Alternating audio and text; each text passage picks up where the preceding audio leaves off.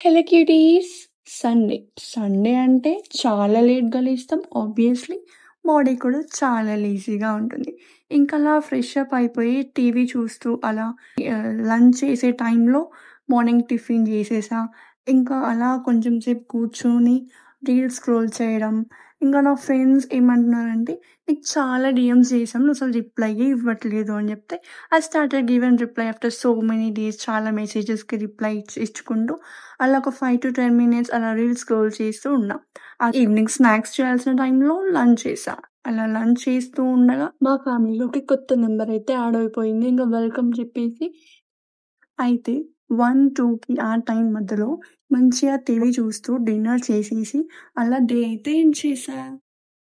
మీకు గాని ఈ వ్లాగ్స్ నచ్చినట్టయితే ఇలానే సపోర్ట్ చేస్తూ ఉండండి. Thank you for all supporting. Love you.